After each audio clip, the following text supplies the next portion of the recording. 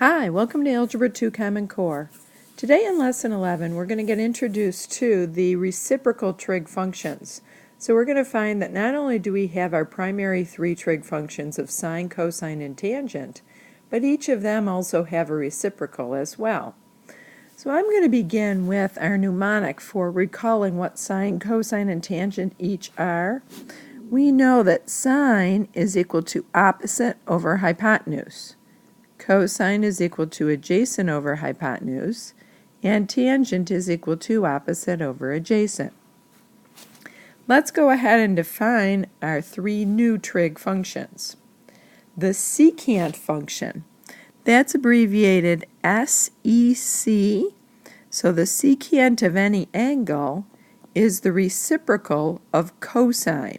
So I'm going to write it as 1 divided by cosine. Really, if cosine is a ratio, then all I need to do is take the reciprocal of that ratio.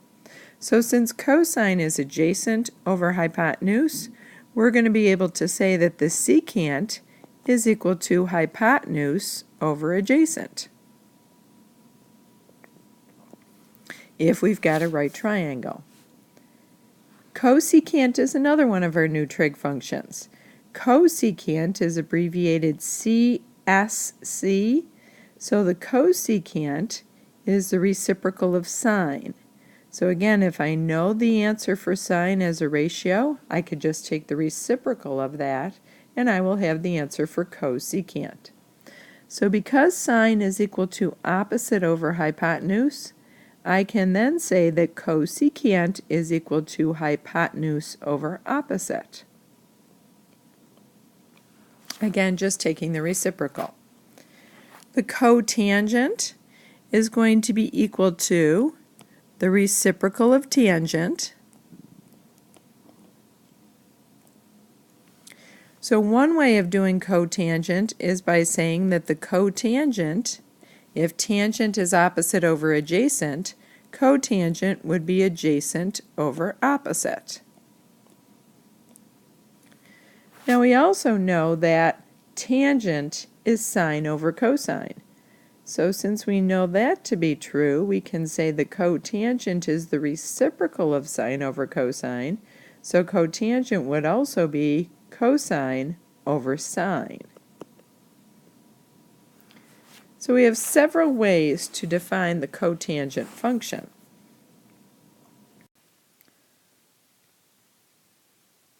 So when we are trying to evaluate the reciprocal trig functions, I'm going to base the calculation on the primary trig function and just take the reciprocal.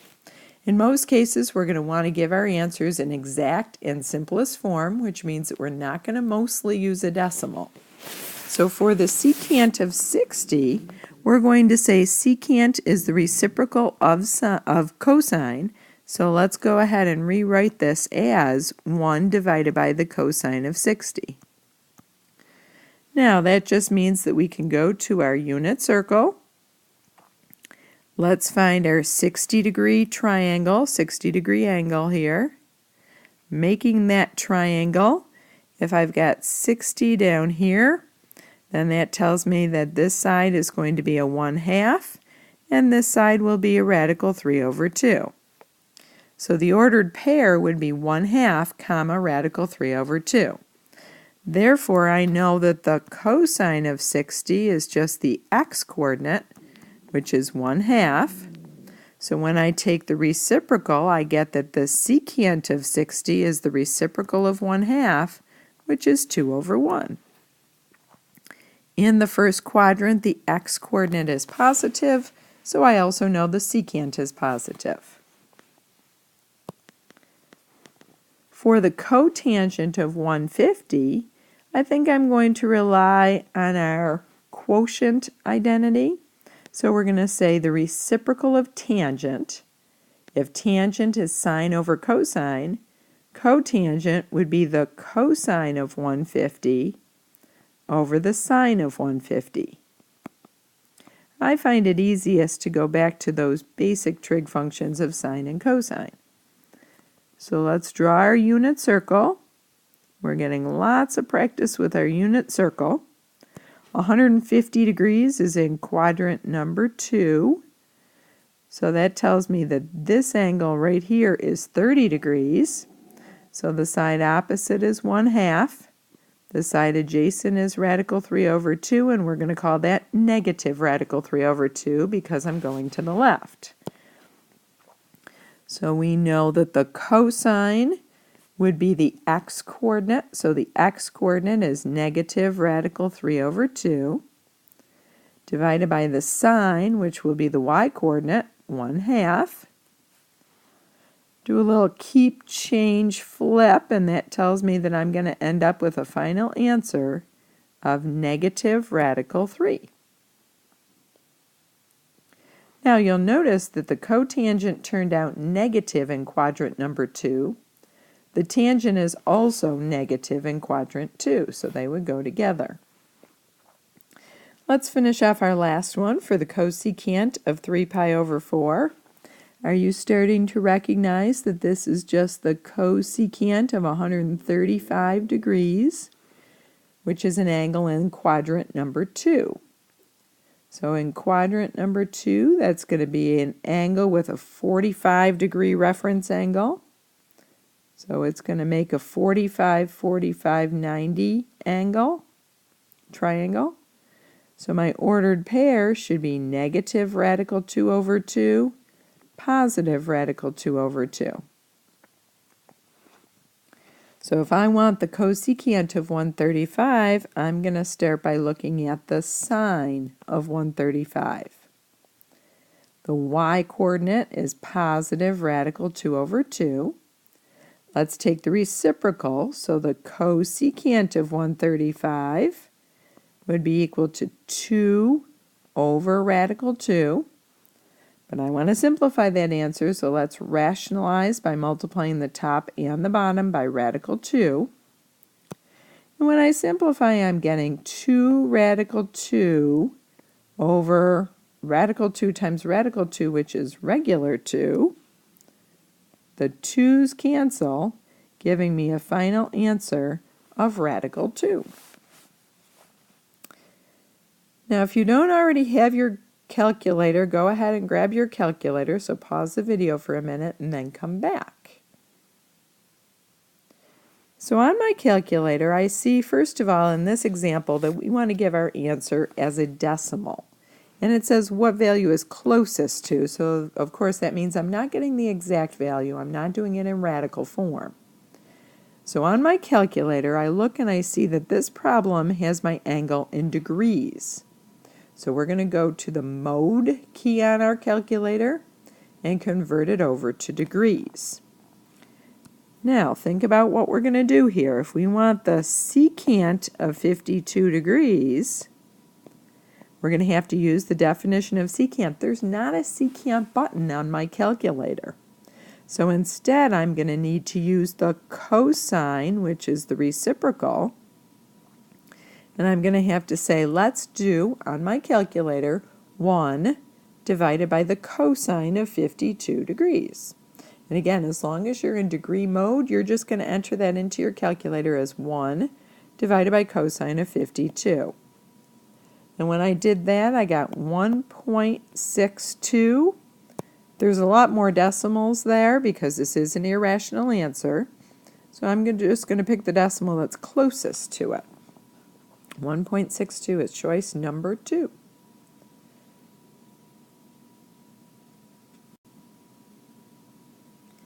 Now, because these functions are defined as reciprocals, what we are going to find is that these 3 trig functions, the new 3, secant, cosecant, and cotangent, are going to have places where they are undefined, or where their denominator is equal to 0. So for example, if I want to look at y equals the cosecant of x, I know that that's defined as 1 over the sine of x. So since this question says, for which of the following values of x do we not have a value in the domain? So I've got 4 choices here. I know that I'm not going to have a value if my answer is undefined. When do I get undefined? When the denominator is equal to 0. So in this case, we're going to be looking for where the sine of x is equal to 0. We can, of course, refer to our unit circle. That's our really best tool for finding sine and cosine values. Since I'm looking at a 0, I want to go ahead and put in my ordered pairs. So, of course, this is 1, 0. This is 0, 1. This is -1, 0 at 180 degrees. I forgot to write the 90 there. And then at 270 degrees, this ordered pair is going to be 0, -1. So I want to know the places where the sine is equal to 0, or where the y-coordinate is 0.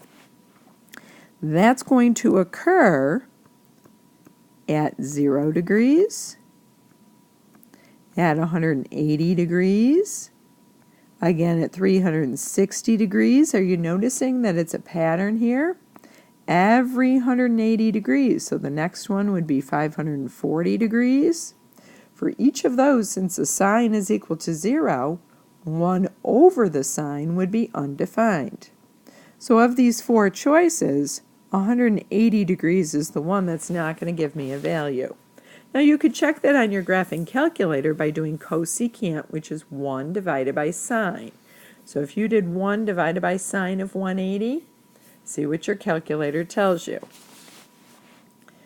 Now if I want to define all of the domains of these trig functions, the sine function I know to be a continuous function that doesn't stop. It doesn't have any gaps in it.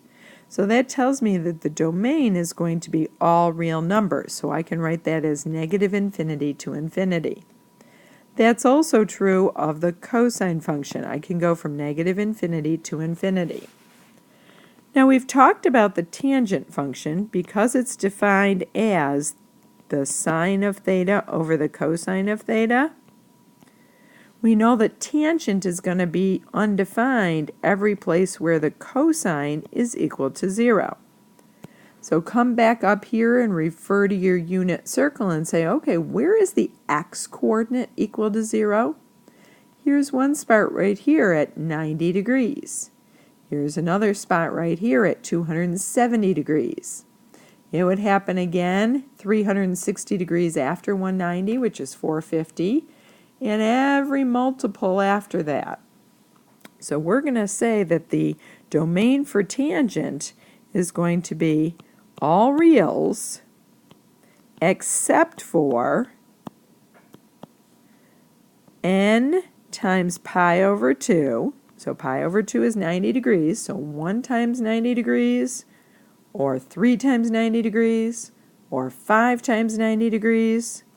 So this tells me whenever n is an odd coefficient, I'm not going to be able to take the tangent.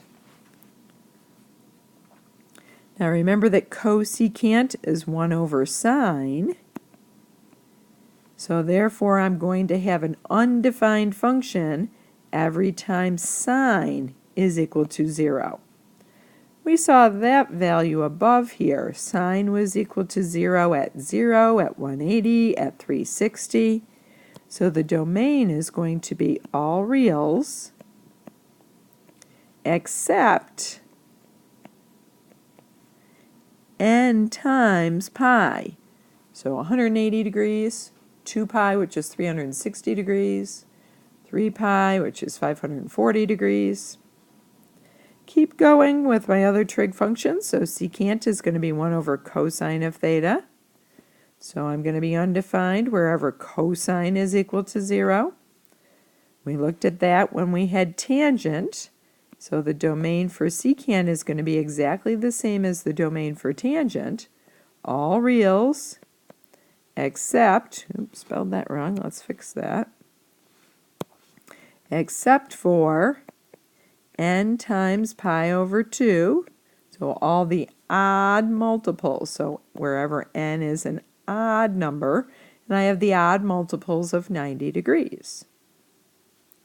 For cotangent, I know that cotangent is the reciprocal of tangent, so that's going to give me cosine over sine. And again, sine would be 0, all the places where cosecant was 0. So all reals except for n multiples of 180 degrees. So we can see that either on the y-axis where the cosine is 0 or on the x-axis where the sine is 0, that's where these newly defined functions are also going to be undefined. So think about those possibilities for a few minutes and make sure you understand that. Now, when we are looking at each of these functions, they're all dependent on sine or cosine. And we're really good at determining whether sine or cosine is positive or negative based on whether the x or the y coordinate is positive or negative in that quadrant. So we're going to see that we can also look at these 4 new trig functions based on the same ideas of positive and negative. So for example, in A it says cotangent of beta, we want to find the sine if beta is in quadrant number 2. So I'm going to go to quadrant number 2, and in quadrant number 2, let's think here, the x-coordinate will be negative, the y-coordinate will be positive. So since cotangent is equal to cosine over sine, I'm going to say negative divided by positive. So cotangent in quadrant number 2 is going to be negative. I need to leave a little bit more room there. Let's look at secant in quadrant 4. So I'm going to go over to quadrant number 4. I know that my x-coordinate is positive, my y-coordinate is negative. So secant is the reciprocal of cosine. Cosine is the x-coordinate. Since cosine is positive, its reciprocal is also positive. So in quadrant number 4, we know that secant will be positive. Now let's try cosecant in quadrant number 3. So in quadrant 3, we're going to have a negative x-coordinate and a negative y-coordinate. Cosecant is the reciprocal of sine. Since sine is negative, the reciprocal will also be negative. So in quadrant number 3, cosecant will be negative. Let's try number 5, which is very similar. I have cotangent as a negative answer, and I have secant as a positive answer. So let's look at our quadrants here. Secant is positive, and since secant is the reciprocal of cosine, cosine is going to be positive wherever my x-coordinate is positive. So I've got a positive positive in quadrant 1 and a positive negative in quadrant number 4. So I've got to be looking at quadrant number 4 in order for cotangent to also be negative. So since I'm picking an angle in the 4th quadrant, I've got to look at all my choices and pick which one lands in the 4th quadrant. So that's going to be 310 degrees. If I were to draw that, I would say that my x-coordinate is positive, my y-coordinate is negative, so cotangent would be positive divided by negative, which is negative.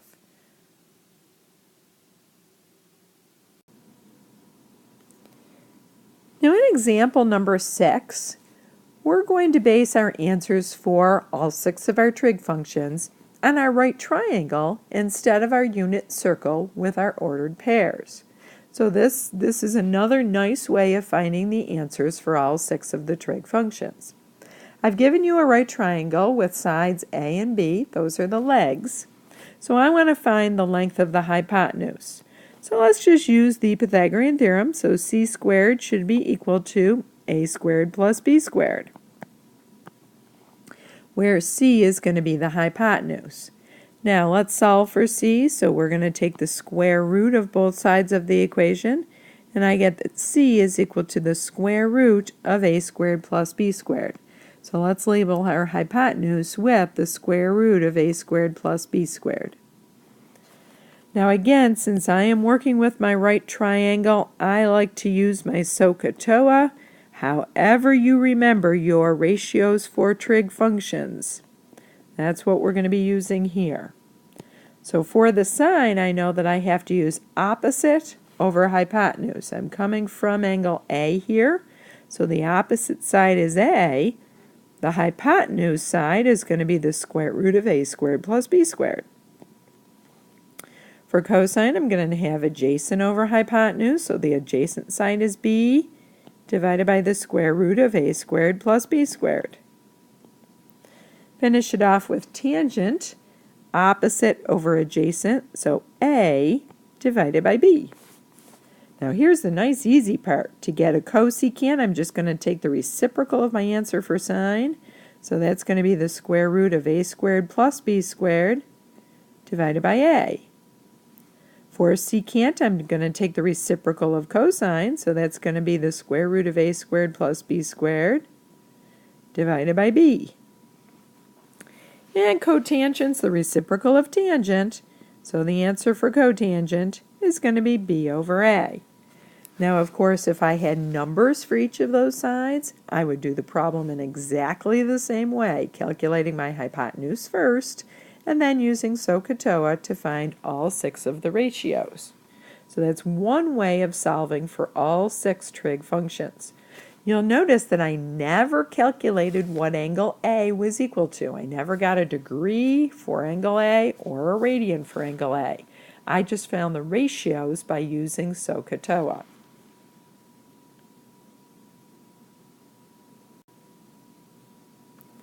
Lastly, in example number 7, we're going to see another way to calculate values for our reciprocal trig functions, this time based on our Pythagorean identities. So you will recall that we've been using this Pythagorean identity throughout the entire chapter. Our next lesson is going to focus on Pythagorean identities, but the one that we know so far is the one that says sine of theta squared plus cosine of theta squared is equal to 1. This says if alpha is an angle whose terminal ray lies in the 4th quadrant, so we're going to have to keep that in mind when we're coming up with our answer. Cosine of the angle is equal to 1/3. We want to find the exact value for cosecant. So off to the side, I'm going to remind myself that cosecant of alpha is just going to be the reciprocal of the sine of alpha. So I'm going to want to find an answer for sine and then take the reciprocal. So let's substitute 1/3 in for cosine. So I've got sine of theta squared plus 1/3, because that's my value for cosine, let's square that, equals 1. So the sine of theta, I guess I could call this alpha, sorry about that, squared plus 1/9 is equal to 1. Let's solve for sine of theta. So isolate it by moving the 1/9 to the other side of the equation. When I go ahead and subtract, I get sine of theta squared is equal to 9/9 minus 1/9. That's just 8/9. I want to solve for sine of theta, so I'm going to take the square root on both sides of the equation, taking the positive and negative square root on the number side. So that tells me that the sine of theta will be equal to the positive or negative square root of 8 over, we know the square root of 9 is just equal to 3. Now, of course, we can either take the reciprocal right away, or we can simplify this first. I think I'm going to simplify first, so I'm going to say this is plus or minus. Radical 8 would be simplified into 2 radical 2 over 3. And because I'm in the 4th quadrant, think about my coordinates. So in the 4th quadrant, the y value is negative. So I'm going to give as my answer for sine negative 2 radical 2 over 3. Now, I don't want just the answer for sine. I wanted the answer for cosecant. So to get the answer for cosecant, and again, don't be thrown by the fact that I used theta instead of alpha. This one's technically called alpha in this problem. I'm just going to take the reciprocal. I don't change the sign. I just flip over my original answer for sign. So negative 3 over 2 root 2. Now I never want to leave a radical in the denominator of my fraction, so I'm going to take this answer and I'm going to rationalize by multiplying the numerator and the denominator by radical 2. So when I do that, negative 3 times radical 2 is negative 3 radical 2. 2 radical 2 times radical 2 gives me 2 radical 4, but radical 4 is just equal to 2. So for my answer for cosecant of alpha, I'm getting negative 3 radical 2 all over 4. And that's in simplified form, and it's an exact value because it's irrational, and I haven't put it in my calculator to get a decimal approximation. So in the last two examples, you've seen some very useful ways to be able to solve for all of the trig functions, all 6 of our trig functions, now that we know that there are 3 additional trig functions. Have a great night. Thanks for working with us tonight on reciprocal trig functions. We'll see you next time. Bye-bye.